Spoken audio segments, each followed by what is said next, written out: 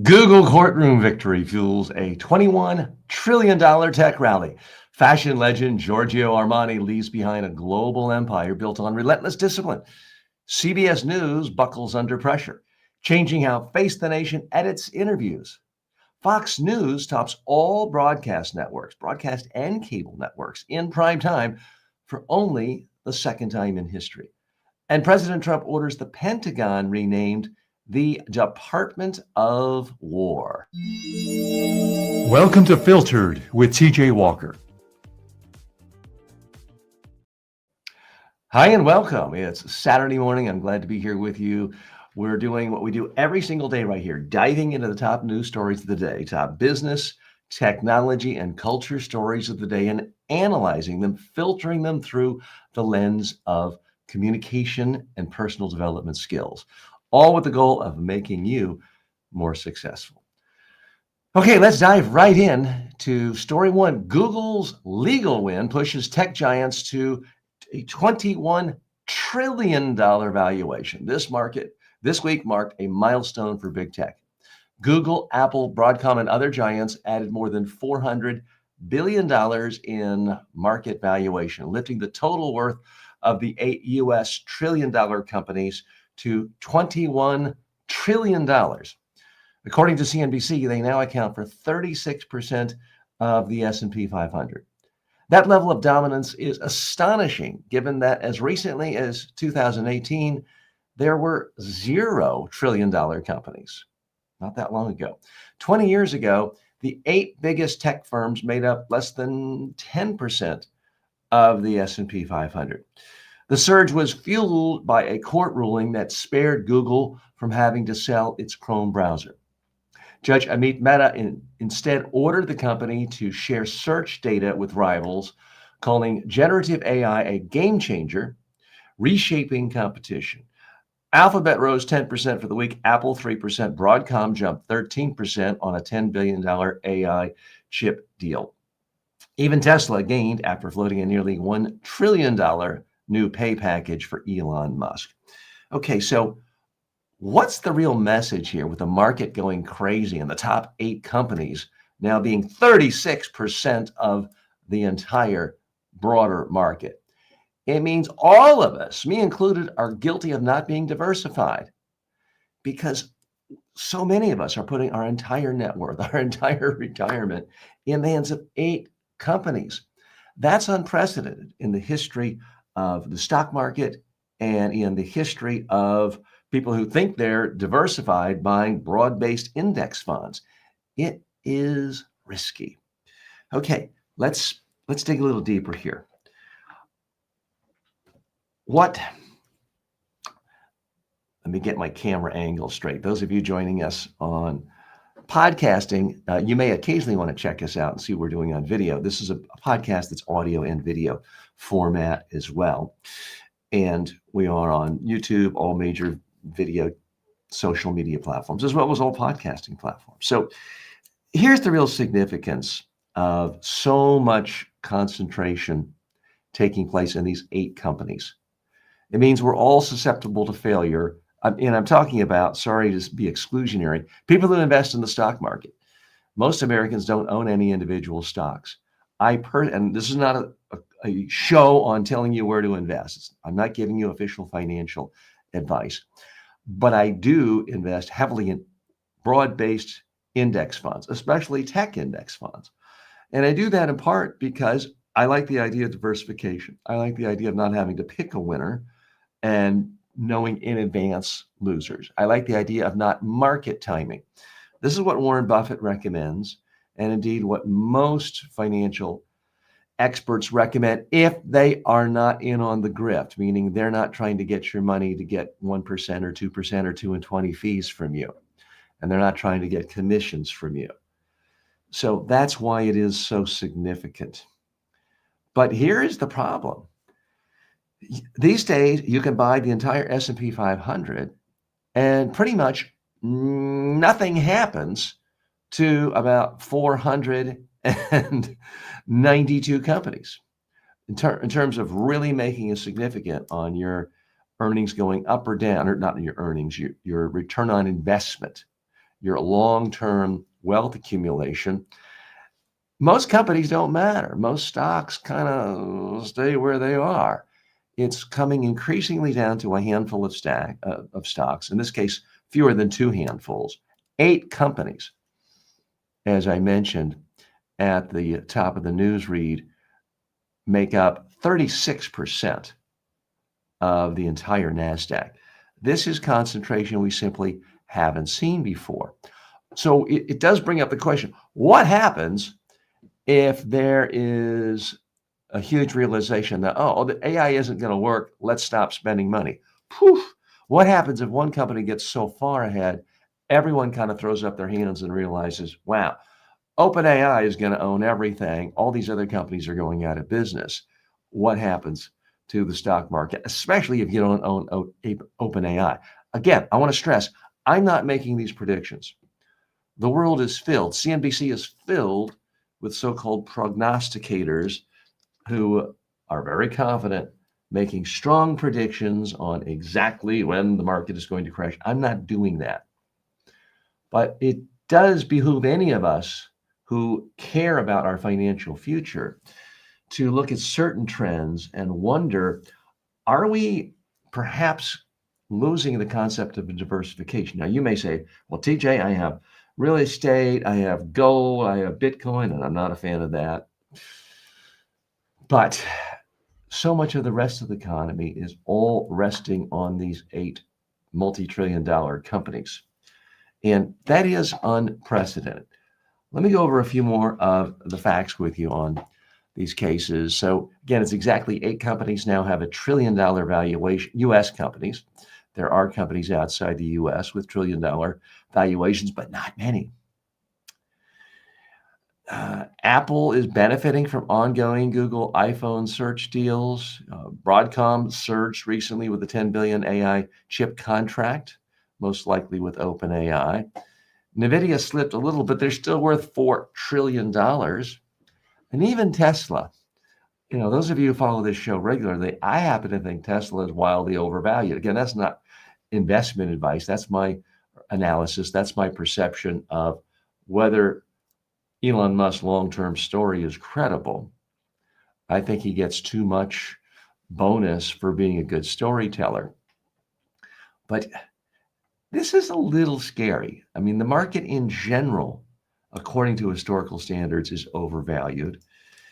But that's not the scary part. It's that it's so insanely concentrated with just 8 companies. So you really feel, at least I feel, like there's a lot less diversification. So what's the answer?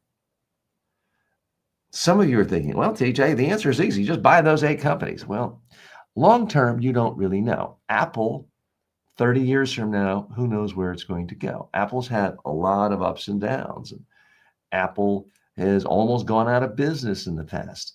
The history of big companies is that 30 years later, they're not big anymore. So no one really knows how long any big company will stay up. No one really knows when new competitors will put them out of business. A part of the problem with companies this big is they don't have to compete quite often. Facebook's big strategy is buy up competitors. We don't have to compete. We'll just buy you up. We don't want to compete with Instagram. Let's buy you up. We don't want to compete with Oculus. Let's buy you up. Buy. And that has worked fairly well for Facebook investors. But is it really working well for the economy? Is it really working well for founders who don't happen to be lucky enough to be purchased by Facebook, but also can't get venture capital because venture capitalist says, well, we can't compete with Facebook. So it does open a whole host of questions in the current regulatory environment in Washington, D.C. It's unlikely we're going to see a huge push for breaking up some of these monopolies. And I won't kid you, it's not an easy thing to say. It's very hard to say anyone has a monopoly these days, given the fact that the internet is really driven by eyeballs and ears, which means every single company in the world is the competition to Facebook and to Google and to OpenAI. I'm competition. Now, Google is not worried about competition from me. First of all, they're winning from me because right now I'm on YouTube, even though I'm also on Facebook and LinkedIn and joining our friends on TikTok as well. But Google's not worried about little TJ. But unfortunately, these days they're not worried about much other than perhaps open AI. So what's the real personal development lesson here for you and for me? The world's constantly changing. It's swirling around constantly. And all of us have to balance, have to walk this balance beam of, are we too concentrated in putting all our eggs in one basket here? And are we perhaps arrogant because things are too good? Versus, are we just days away from being toppled or being made irrelevant? Is AI going to put you out of business? Is it going to put me out of business? I've seen many people in my industry of the training and subject matter expert world get pretty comfortable with the idea, oh yeah, I'm number one in my SEO for my search term. Things are good. I just walk in the morning, open up my computer, fire up the email, and boom, boom, boom, boom, more customers, more prospects, people booking meetings with me. And that could work in the year 2000, 2010, maybe even 2020. That strategy isn't working for most of those people anymore. They've either had to adapt, create podcasts, YouTube shows, or go out of business or retire. So the world is constantly changing. I'm not making a prediction on any of these companies going belly up or bankrupt anytime soon. But the one prediction I will make is we're going to see change, and we're going to see change faster and faster and faster and faster than ever. Filtered is brought to you by the following. Want to advertise here? You better be legit. No crypto, no junk food, no supplements. Go to tjwalker.com/advertise. Want to become a better speaker, leader, or communicator? Start with the TJ Walker Success Library. It's 5 of my most practical books, covering everything from public speaking to meeting interviews and persuasive messaging, all for only $9.95. I've trained presidents and Fortune 500 CEOs, and now you can get the same wisdom in a fast, affordable format. Go to tjwalker.com/books and download your copies instantly. Thanks for listening. If you like today's episode, you'll love my online courses at MediaTrainingWorldwide.com. Check them out now and level up your skills. We are back, and in the news, a fascinating story. Condolences to his family, but Giorgio Armani has passed away. So we're going to look at Giorgio Armani's relentless vision. Giorgio Armani, who died this week at 91, wasn't just a fashion designer. He was a man who changed how the world dressed, not once, but twice, according to the New York Times. Armani redefined the executive suit by softening its cut and coined the shade greige. He also gave celebrities a new form of glamour by fusing sparkle with restraint. But just as striking as his designs was his discipline. Armani never took his company public, never sold to a conglomerate, and remained sole shareholder to the very end. In his words, I oversaw every aspect. Everything that you will see has been done under my direction and carries my approval. That iron grip, coupled with an obsessive daily work ethic, kept him independent while others cashed out. In 2016, he created the Giorgio Armani Foundation to ensure his empire would remain intact on his terms. He worked until his final illness, not because he had to, but because he loved it. Okay, so what's the real message here? Giorgio Armani is an inspiration to all of us. He showed how to live a life on your own terms. He had a vision, he implemented it. He didn't care about how can I make more money quickly, how can I go public, how can I sell out, how can I license my name. He wanted to create, and he created virtually every day of his life until he died at 91. He stayed in the game And that's part of why he lived so long. Let's dig a little deeper here. I just find it inspirational to see someone like this, Giorgio Armani, and confession, I'm not a huge fashion expert. Yes, I do have this is not an Armani I'm wearing. It is a handmade tailored jacket, but I don't really know instantly by view Armani versus Ralph Lauren or any other style. But I love the fact that this guy was in the game decade after decade after decade. Because when you look at the world of designers, so many of them, they might have been creatively brilliant, but horrible business people. And they ended up bankrupting themselves and then just going on talk shows, playing the role of designer. That's not what Giorgio Armani did. He was in the game, making creations, making things of beauty for people around the world till this week at age 91. So stunning, stellar career. Some people are really good business people. Some people are creative. It's extraordinarily rare to see these two fuse together. And he was able to hold it together. A lot of designers have a good run. They create one particular design or have a good year, and they expand. They start spending on all sorts of things, expand staff, and then they implode because they can't run a business. Or they go public and they have to bring in a new CEO. They lose control. And before you realize it, they've got their name slapped on cigarette lighters and all sorts of things that dilute their brand and make them look ridiculous. That's not what Giorgio Armani did. Now, he could have retired decades ago and just gone on reality TV fashion shows and been the celebrity designer, hung out on his own private island. He could have done all of that. But instead, he was there in his workshop, designing day in and day out, running fashion shows, going to Paris, going to New York, going to Milan, and having an extraordinarily active, vibrant life. So I find that inspirational. I find it motivational. It's what I hope to be. I hope to be doing this right here with you and things like this, speaking, writing, books, training, helping people, consulting till I'm 91. And I can't prove to you that the reason he lived to the ripe old age of 91 is he continued working every day.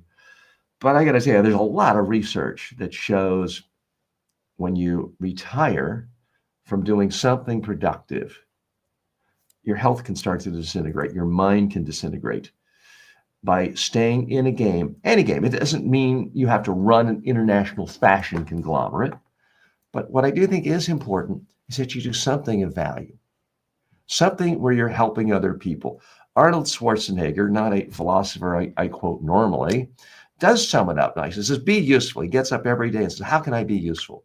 Some days it's making a movie. Some days it's a TV show. Some days it's a commercial for an insurance company. Some days it's just shoveling the waste from his pet donkey or whatever animals he has in his backyard. Being useful, being engaged in the world is what does keep a lot of people alive. And certainly Giorgio Armani is a testament to that. If you're a fan of his fashions, feel free to leave a comment. And you can also post questions. Happy to have you join us here live today. We do have a lot of fascinating stories to talk to you about on the weekend, as always. And we're going to be delving into more stories in just a moment. But first, quick program note. This is a new show.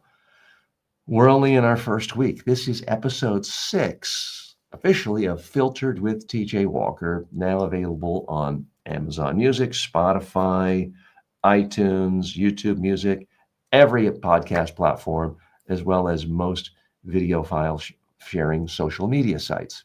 So you can really do me a huge favor by signing up for notifications, following the show, subscribing, doesn't cost anything, and telling a friend, passing it on. Here's what we're trying to do here. It's so easy to look at the news, doom scroll, just get depressed, think, oh, everything's awful. We're trying to do things a little differently here. There's a unique perspective where we look at the top stories of the day in business, technology, culture, give you the basic facts, let you decide what you want to, but then analyze it through the filter of communication skills and personal development skills, all with the goal of improving you, making you more successful, making you more productive in your personal life as well as your professional life.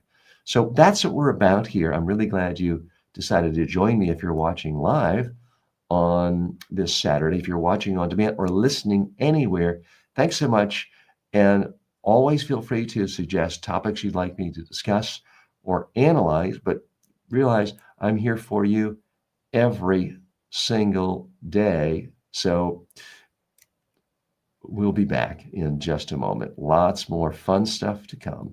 Filtered is brought to you by the following.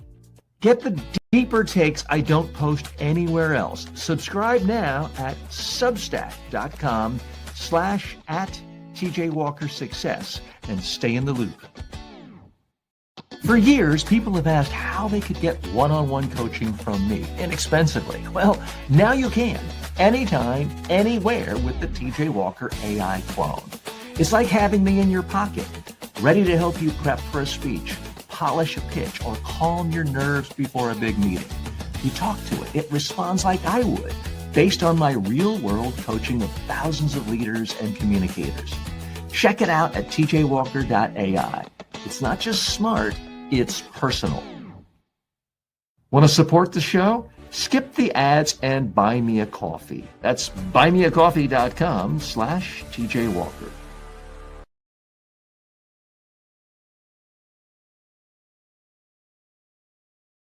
Welcome back. CBS alters policy after administration pressure. CBS News has changed a core practice on its Sunday flagship Face the Nation TV show. In the future, interviews will air only live or unedited. The shift follows days of attacks from Homeland Security Secretary Kristi Noem, who accused CBS of shameful editing her comments. According to the New York Times, CBS initially defended its edits as routine and released the full interview online. But under sustained criticism from the administration and in the shadow of Paramount's $16 million settlement of a lawsuit with the president, the network reversed course. Media analysts say the move could boost transparency, but it also limited journalists' ability to focus broadcast on the most newsworthy exchanges. Frank Sesno, a former CNN bureau chief, called it, quote, a bad idea on balance, warning that it locks producers into a straitjacket. Critics see a deeper risk. When networks change rules after government pressure, it raises alarms about political influence, over editorial judgment, and the potential erosion of independent journalism. Okay.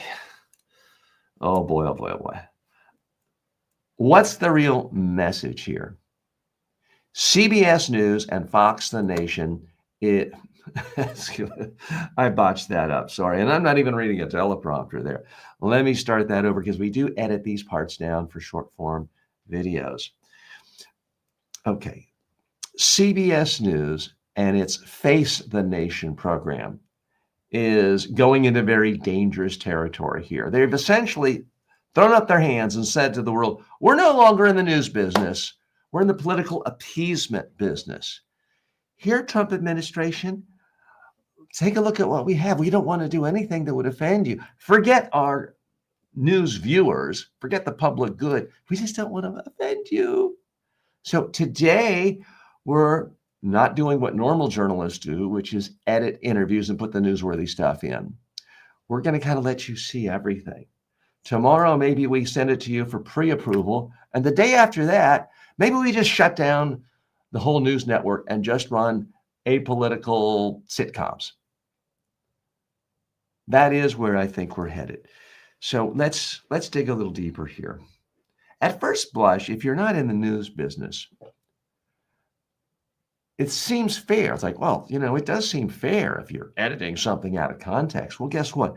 There's never been an interview in the history of the world where you didn't see it live and you saw a newspaper story or you saw a TV broadcast or a radio broadcast that wasn't edited out of the context of the entire conversation. So what this administration is saying, basically, we're going to torture you, media outlet, if you do anything that doesn't make us look great. Anything that criticizes us, we're going to accuse you of doing horrible things. We're going to use the big power of government, the Department of Justice, to put you out of business. And unfortunately, CBS took this to heart in a way that threatens the very core of journalism. So to put this in context, imagine you had to read your favorite newspaper, and a newspaper did this. They were never allowed to quote a politician or a president unless they ran the entire interview.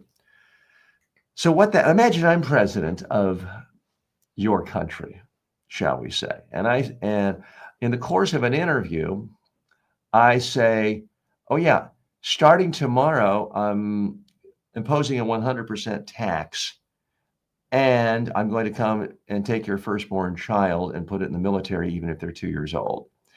And then for the next 2 hours, I say how great I am, how good looking I am, and how I have a perfect head of hair. And I just keep saying that again and again and again. And I said all that for an hour. Then I delivered the news, and then I said the idiotic things for the next 2 hours. Using this rule, your newspaper would have to put in 10 pages of my entire comments if they want to put that newsworthy thing in. Now, obviously, that is absurd because the other stuff is just nonsense. But if I'm imposing a 100% income tax and conscripting your children into military service, that would be big news. That's how journalism works everywhere in the world. I say everywhere, almost everywhere. Yeah, there are parts of the world in the Middle East, places dominated by kings and monarchs and potentates and dictators, where it's run by the government. Nothing gets out without either being written by the government or being approved by the government. And countries like that generally enjoy very little freedom for individuals. And countries like that, their stock markets generally don't do very well because nobody has trust in public information because it's all being controlled to make some dear leader look good. So this is a very dangerous, slippery slope. And it's not a partisan issue. Think of how much joy Fox News has had over the years, replaying again and again and again the quote that Hillary Clinton said that Trump supporters were deplorable, or replaying the clip again and again and again of how awful supposedly Barack Obama was, saying that people who didn't vote for him like to cling to their guns, cling to religion and guns. So if you're taking this power away from the media, it's not that it's only good for one party. It makes it easier for politicians of any party to really manipulate the public, to have mass control, to avoid scrutiny, and to not be held accountable. So this is why I think anyone who isn't a full-time stooge or a henchman for a particular incumbent administration has to be extraordinarily troubled by this. Anyone who believes in the concept of free media has to be troubled by this. In the United States, there's been an explosion in the last 30 years of media companies that are explicitly trying to put their thumb on the scale of giving right-wing views more favorable coverage. Okay. It's going to be harder for you to do your work too if you can never quote a centrist politician, which is what Democrats in the United States are, or a center-left politician like a Bernie Sanders, or a true left-wing politician. If you can never quote them in a video or audio or their words, or for that matter, text, you're not going to be able to give your readers, viewers, listeners anything interesting to say. So this is a policy where a lot of oxes could get gored. And just because your team is in power right now, you may want to give some real thought as to whether you want this in the long run. So I said it at the top of this story, I'll say it again. I think we're inching down the road where at least the major networks are so fearful of getting punished by the Department of Justice, by frivolous lawsuits, by maybe even imprisonment or worse, that they start to send their scripts in advance for approval to this administration before they run a news story, which takes us to state TV. And then we're not that far away from CBS saying, hey, you know what, folks? We're really an entertainment business. We're about movies, we're about sitcoms, we're about cable TV and cartoons. So news, it was nice knowing you, but we're just going to cancel it. I really don't think we're that far away from a world where that happens. Not to mention the fact that quality news is expensive. And as we're going to talk about in our next segment, it is harder and harder for any news organization, any serious news organization, to attract enough viewers, to attract enough advertising to make it pay for itself. More in a moment. Filtered is brought to you by the following. You don't need a new degree. You don't need another expensive coach. You need the right communication habits, and I'll teach them to you in just a few minutes a day. At MediaTrainingWorldwide.com, I've created the most comprehensive library of online communication and personal development courses anywhere. You'll learn public speaking, media training, persuasion, executive presence, and more. These are the same methods I've taught to world leaders, but now they're affordable and accessible to everyone. You can start for free and upgrade anytime. Go now to MediaTrainingWorldwide.com. Confidence isn't a personality trait, it's a skill and it's trainable. Most people can't afford a full-time coach, and even if you could, good luck finding one who's available when you need them. That's why I created the TJ Walker AI clone. It's built on my 40-plus years of real-world coaching and training. You get my exact advice, style, and frameworks instantly. Ask it how to handle a tough question, get feedback on your elevator pitch, rehearse your next big talk. This is the next generation of communication coaching. It's smarter than an app, more personal than a course, and always ready. Start using it today at tjwalker.ai. You'll wonder how you ever did without it. Want to become a better speaker, leader, or communicator? Start with the TJ Walker Success Library. It's 5 of my most practical books, covering everything from public speaking to media interviews and persuasive messaging, all for only $9.95. I've trained presidents and Fortune 500 CEOs, and now you can get the same wisdom in a fast, affordable format. Go to tjwalker.com/books and download your copies instantly. Issue 4. Fox News outdraws broadcast networks in prime time. Fox News has done something once thought unthinkable. It beat ABC, NBC, and CBS across all of primetime this summer. From June through early September, Fox averaged 2.43 million nightly viewers between 8 and 11 p.m., edging ABC's 2.38 million viewers, NBC's 2.21 million, and CBS's 2.03 million viewers. It's only the second time in history a cable network has topped all 3 major broadcasters, the first time being 2020. Now, the scale of change is stark. In the year 2000, primetime hits like Friends or Survivor often drew 15 to 25 million viewers a night, while cable news shows rarely broke 1 million. Today, broadcast ratings have eroded so far that Fox can take the crown with fewer than 3 million viewers. In August, Jesse Waters, Greg Gutfeld, and Sean Hannity each pulled more than 2.5 million viewers, while the Fox show called The Five led all shows with 3.48 million viewers. Analysts note Fox spends far less on unscripted talk and news programming than broadcasters do on scripted dramas. Yet now it dominates the ratings. Okay, so what's the real message here?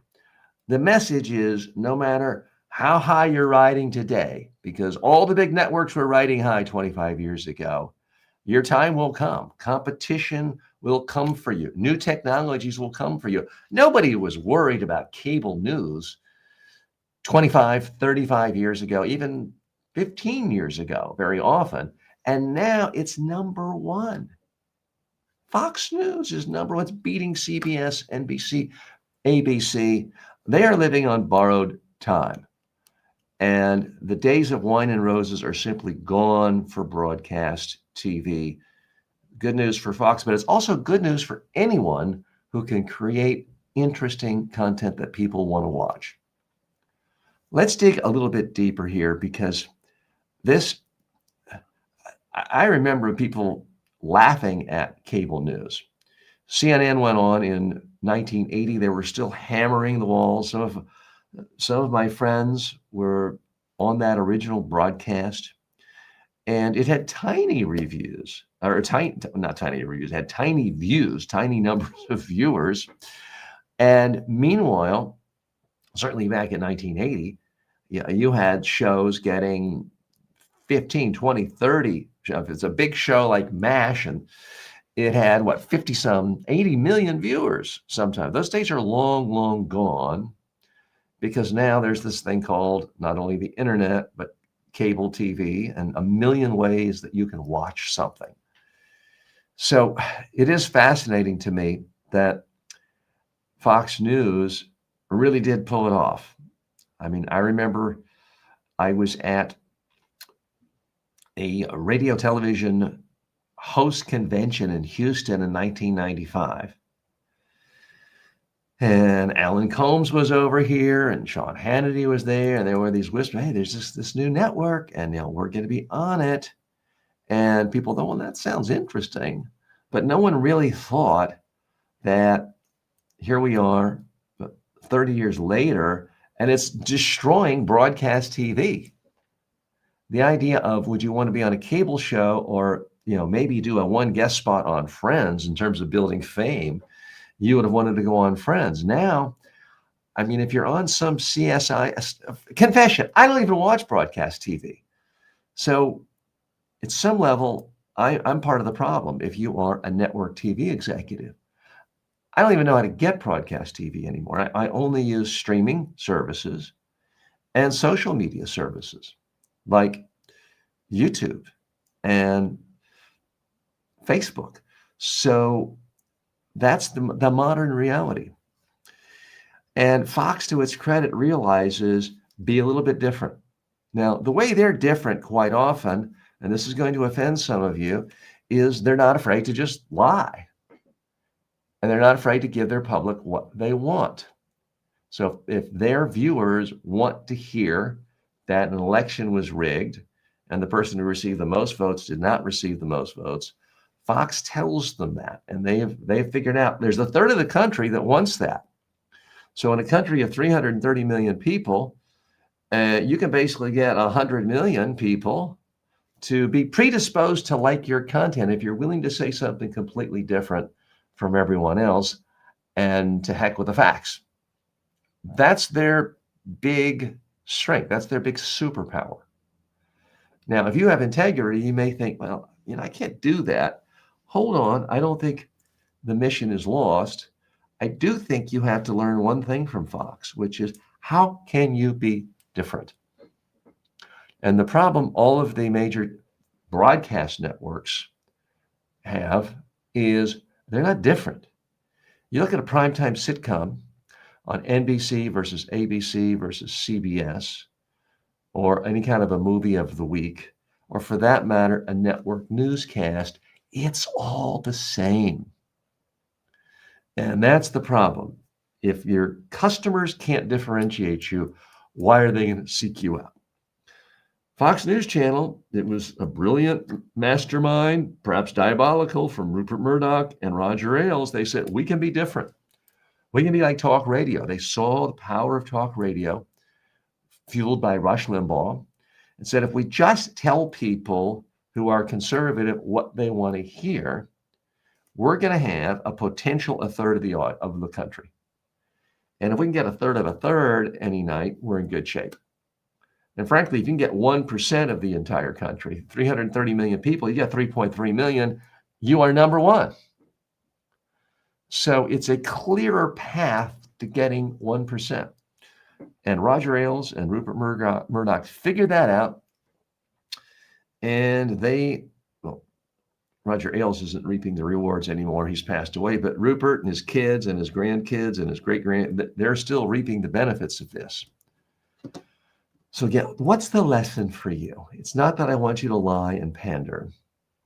I do want you to give real thought to whatever you create, a product, a service, a YouTube channel, a podcast.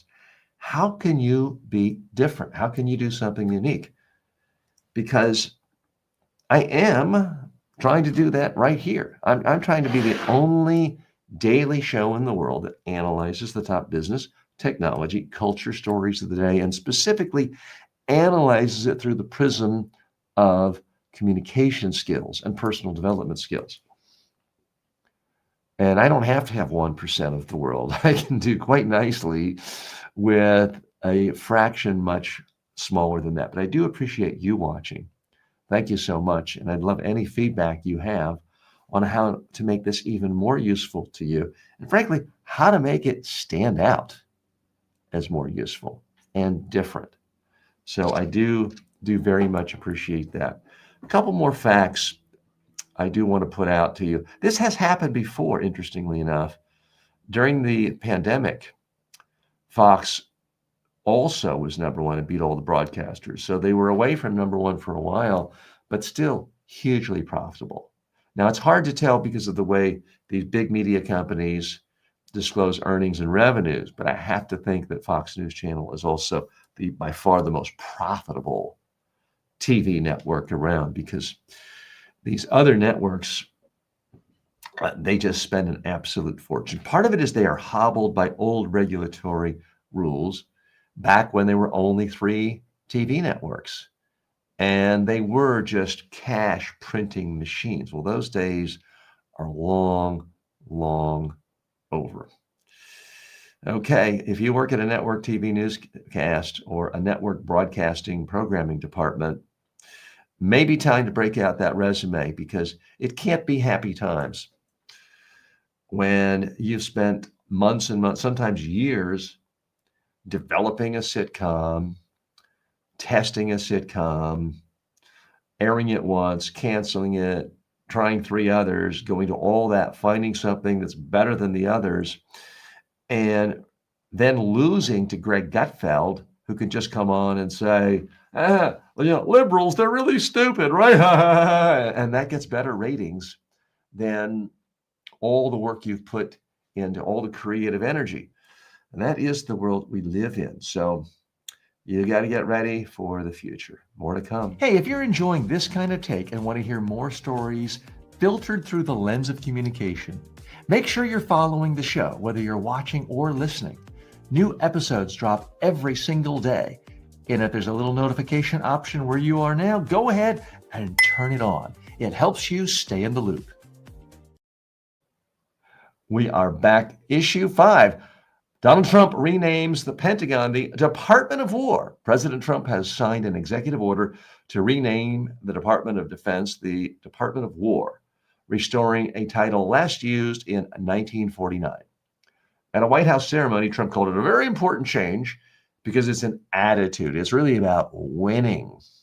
Defense Secretary Pete Hegseth, now officially the Secretary of War, praised the move, unsurprisingly, declaring, "We're going to go on the offense, not just on defense. Maximum lethality, not tepid legality." Signs were quickly changed at the Pentagon and military bases around the world.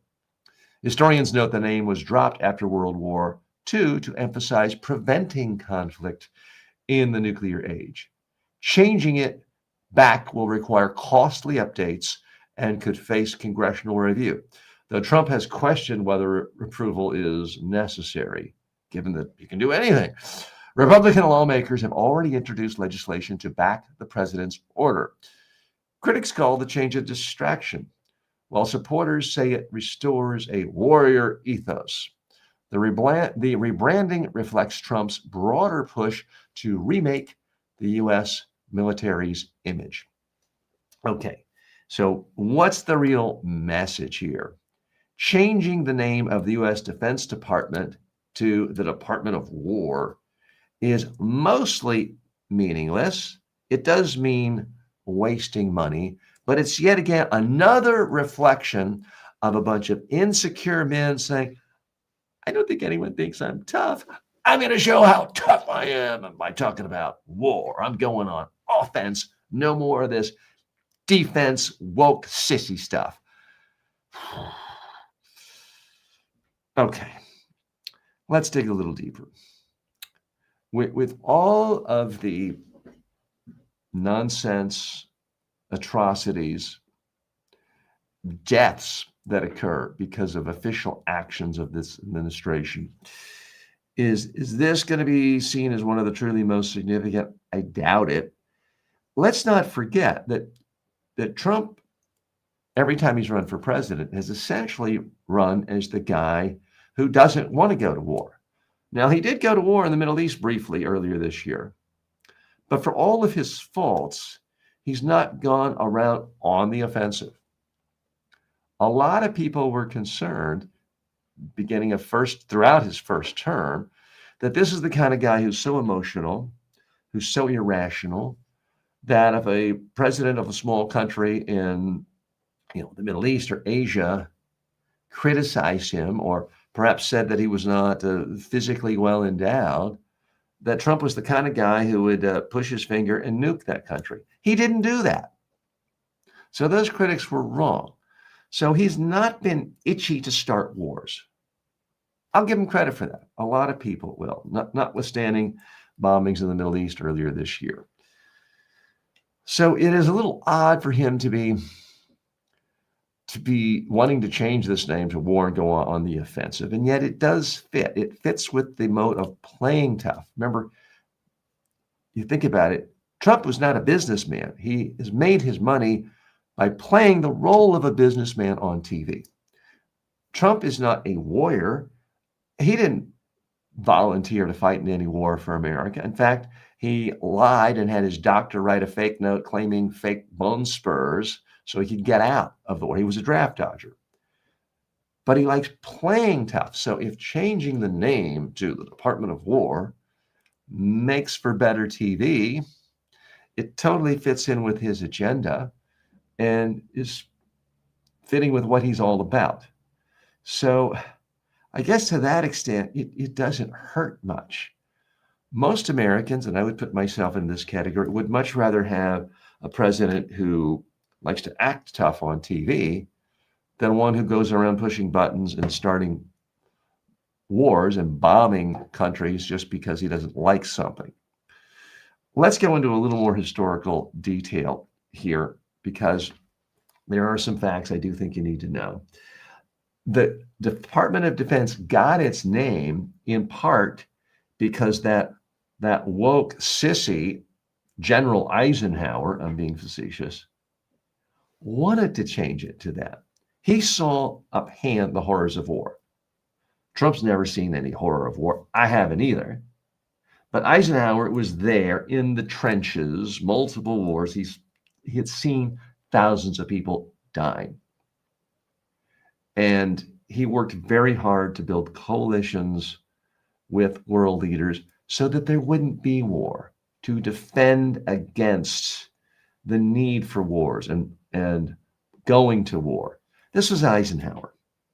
Now, I understand that Eisenhower isn't seen as these days as this true conservative right-winger. He is seen as a moderate by most people who have any sense of history.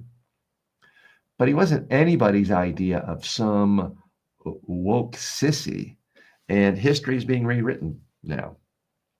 I mean, that's what's bizarre now is you saw so much criticism from right of center thinkers a handful of years ago, talking about how awful liberals on the left were, rewriting America's history to say everything is about slavery and nothing in America matters other than looking at things through the, the racist prism.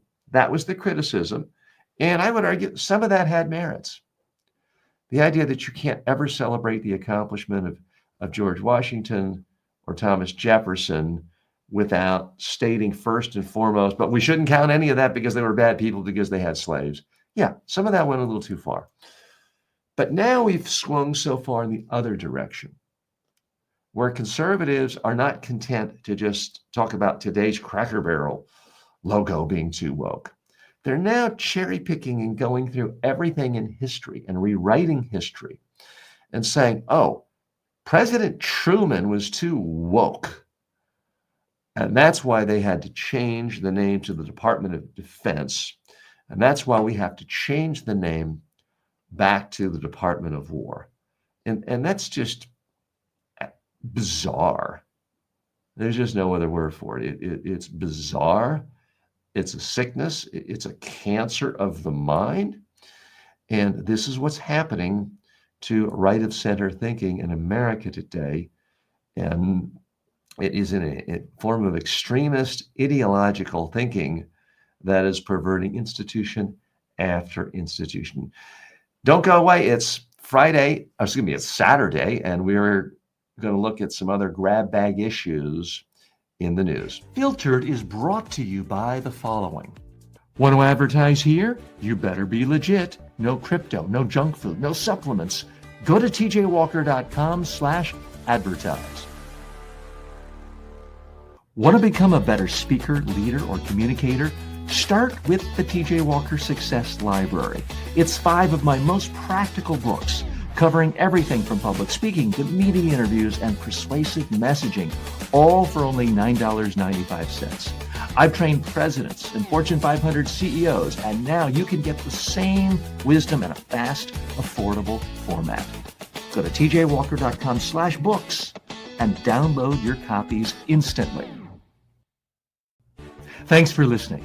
If you like today's episode, you'll love my online courses at MediaTrainingWorldwide.com.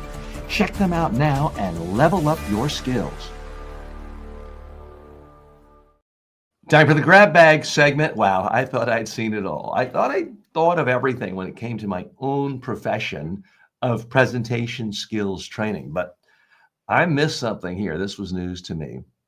In the news, sorority coaching becomes a big business. In the South, sorority rush has become so competitive that parents are now paying thousands of dollars for rush coaches to prep their daughters. These consultants train young women on conversation skills, fashion choices, and social media cleanup, treating recruitment like a job interview. Critics call it elitist and materialistic, but supporters say it builds confidence and life skills.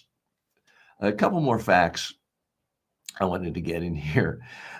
Some parents are paying more than $4,000 to consultants to train their daughters how to speak at a cocktail party when you're at sorority rush, so that you get that offer from the tryouts, because that's apparently the most important thing for someone when they're 18 years old.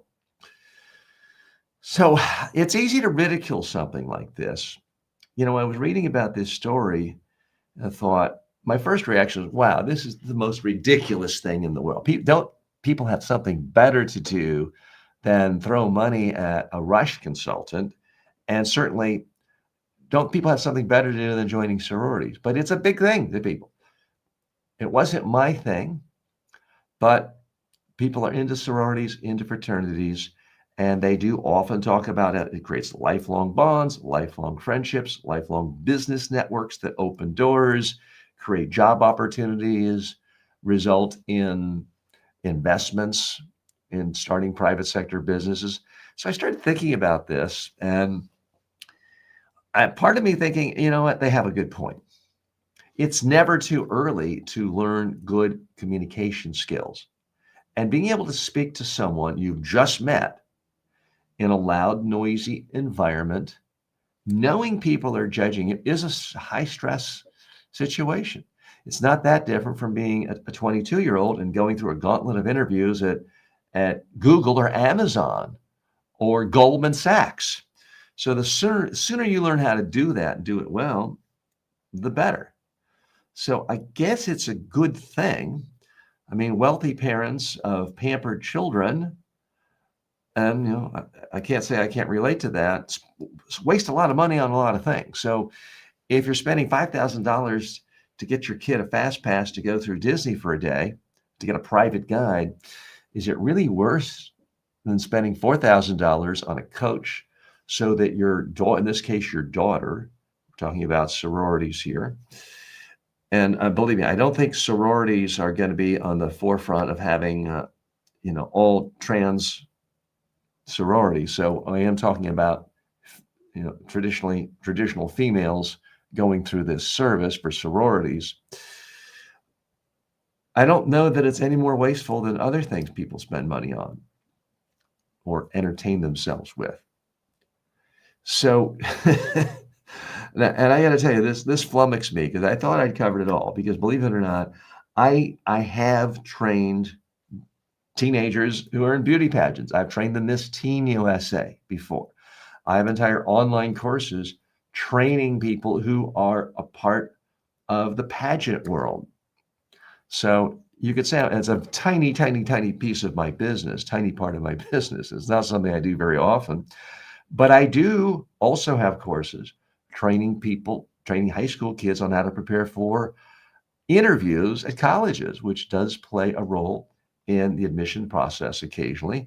And I've occasionally trained high school students specifically on how to prepare for interviews at colleges. So I guess this is relevant as well, a sign of our times.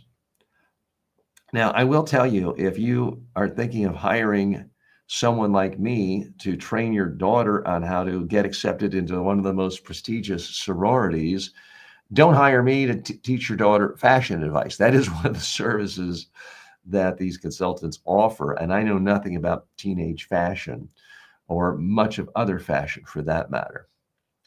But we are living in an increasingly specialized world. This is something people highly crave, highly covet. The article I was reading about this, which I'll try to share in the notes with you, does talk about how in a mother's life, this was interviewing a mother in the South, saying, the three most important moments in a mother's life, the day your daughter's born, the day she gets married, and the day she rushes her sorority, which is a really big thing in the South. Now, I grew up in the South. My sisters were not into sororities, and so I don't know as much as some people about it. I do remember at my own college, which was a college in the South, every woman, every 18-year-old female I knew at college who went to Rush, they all said the same thing. And I won't mention the sorority, but they all said, oh, I love such and such sorority. They seemed like the most interesting and the most diverse. And when I remember looking at everyone in that sorority, they all looked the same. They were all blonde and very attractive in conventional ways. And everyone aspired to that. And it was amazing, at least back when I was in college, how extraordinarily homogenous the sororities were in terms of height, weight, levels of attractiveness. And I'm sorry if that offends anyone, but yes, I and other people are capable of rating the general level of attractiveness. And it was amazing. It was almost a rigid caste system of how it was done. Whether that's changed or not, you can let me know. But always fascinating to me to see more and more ways people are concerned with how they present, how they communicate. It's obviously an extraordinarily important skill. I've devoted my life to helping people communicate more effectively when speaking. And it's not just giving an investor pitch to 20 venture capitalists. It's not just giving a PowerPoint presentation. It's not just a job interview. Yes, it's being able to hold your own in a conversation in a sorority where people are judging you whether you're good enough for them. Whether that's good or bad, I'll leave it up to you to decide. What do my friends on TikTok think? Please post your comments. I appreciate you joining us live today. One more grab bag issue that I wanted to talk about today. This is fascinating. A 102-year-old climbs Mount Fuji. Kokichi Azukawa, age 102, has become the oldest person to summit Mount Fuji, Japan's tallest mountain. Guinness World Records confirmed the achievement after his 3-day climb with family. Okazuwa, who nearly quit near the 9th station, said, "It's better to climb while you can."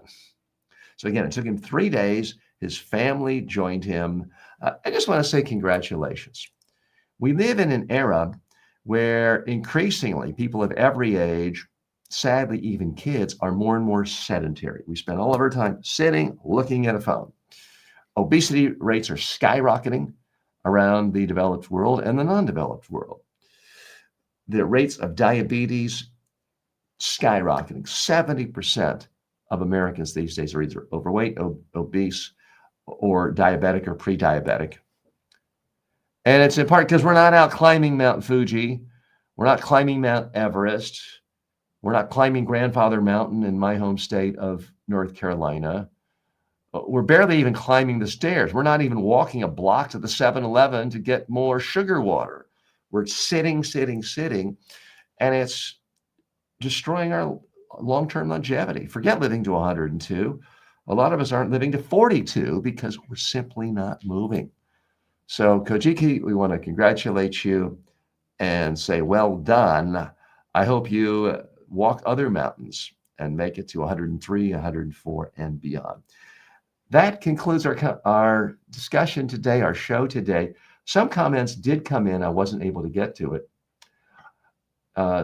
You are SpongeBob writes, why is the world freaking out, commenting about the story about Tesla investors giving so much money, a $1 trillion pay package to Elon Musk?